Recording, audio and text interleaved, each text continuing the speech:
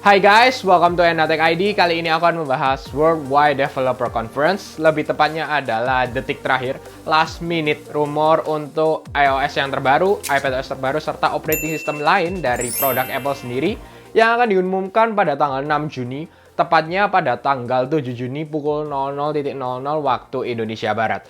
Jadi dengan event ini pastinya kita akan melihat beberapa improvement yang diberikan setelah 1 tahun menggunakan iOS 15 serta operating system yang lain.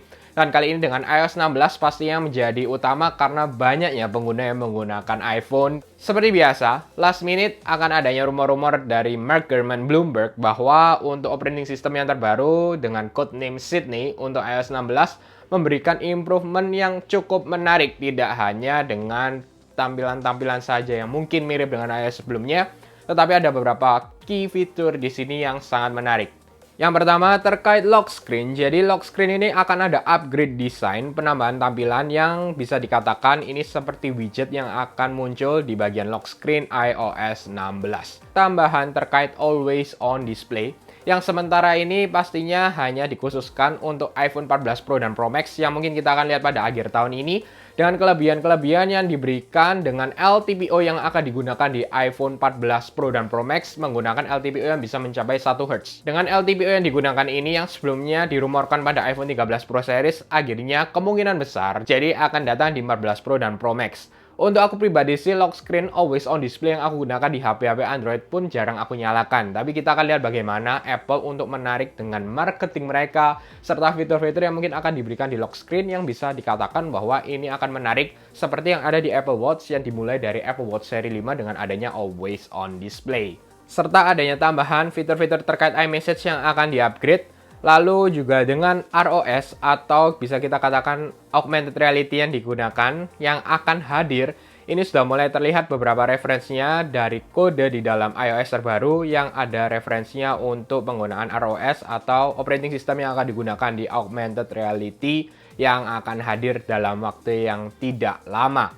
Selanjutnya dengan tambahan untuk iPadOS, yaitu iPadOS 16 dengan saudara iOS yang lebih besar untuk iPad. Di sini adanya kelebihan untuk terkait pengaturan ukuran window dengan yang ada di iPad sekarang. Cukup menarik yang sudah dikeluarkan di iPadOS 15 dengan improvement yang diberikan. Kali ini akan menambahkan step lebih baik lagi dengan adanya resize serta window terbaru, serta aplikasi-aplikasi yang mulai dimaksimalkan untuk penggunaan di iPadOS 16 nanti. Selanjutnya untuk watchOS 9 tidak ada perubahan signifikan, jadi untuk update kali ini di-expect hanya untuk improvement dalam penggunaan sehari-hari yang navigasinya pastinya lebih baik dibandingkan yang sekarang, serta ada tambahan watch face baru pastinya dengan watchOS terbaru, dengan adanya low power mode dengan fitur yang lebih baik dibandingkan yang low power mode yang ada di watchOS 8 saat ini. Untuk macOS 13 juga akan hadir dengan update minor, jadi ini benar-benar tidak ada perubahan yang signifikan terlihat dari track record macOS. Jadi untuk sistem preferensinya aja yang di-expect akan dirubah secara menyeluruh karena akan menggunakan desain UI yang mirip digunakan di iOS ataupun iPadOS ya. Jadi dengan sistem preference yang mungkin nanti akan mirip-mirip untuk desain language-nya.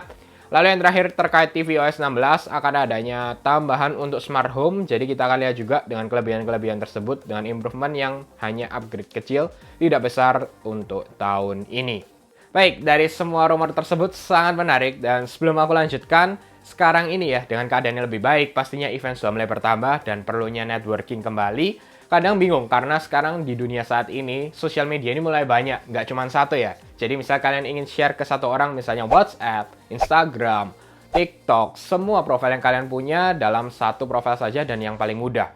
Bahkan kalau kalian membuat kartu nama pun dan kartu nama di print-printan biasa kadang juga lupa dan tidak maksimal. Jadi kali ini dengan Cubic ya, Cubic Card Out dikirimkan dengan PVC dan juga dengan bahan metal yang eksklusif dan elegan. Dengan teknologi NFC bisa di-tap di HP apapun yang pastinya dengan support NFC teknologi, atau simpelnya kalau kalian mengetap e-toll di HP kalian pastinya bisa tap untuk kedua kartu ini. Jadi bisa share langsung profilnya dan bahkan langsung masuk ke kontak HP orang yang ingin kalian share profil kalian.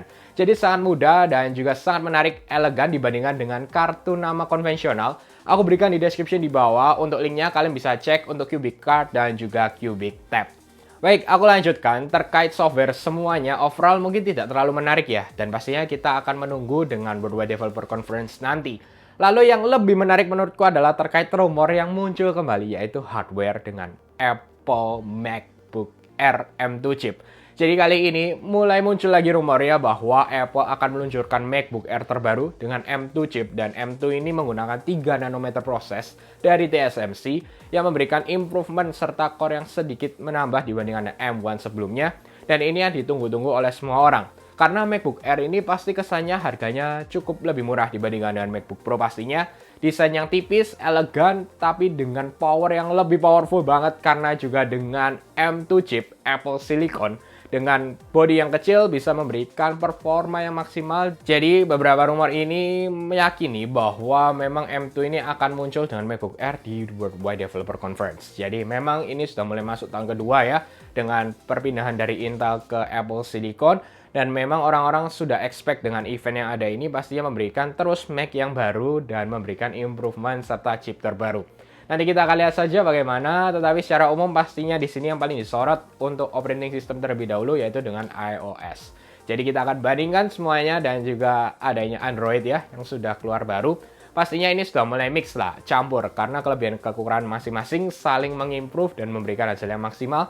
Dan aku sudah mulai rasakan ketika aku menggunakan Android, aku menggunakan iOS. Ini sudah mulai hampir-hampir mirip penggunaannya dan tidak ada kesusahan masing-masing, tapi pastinya tetap adanya ekosistem masing-masing juga, ekosistem Android dan ekosistem iOS yang perlu dipersiapkan dan apa yang kalian gunakan sehari-hari untuk workflow kalian.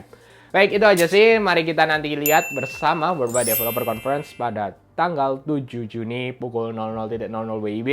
Dan kita akan bahas kembali nih, kira-kira bagaimana menurut kalian dengan software terbaru, atau mungkin ada harapan-harapan terakhir nih sebelum muncul Worldwide Developer Conference-nya. Langsung saja komen di bawah, kita bahas bersama. Oke, semoga kalian suka dengan video ini. Jangan lupa untuk share, like, subscribe, dan sampai ketemu di video selanjutnya.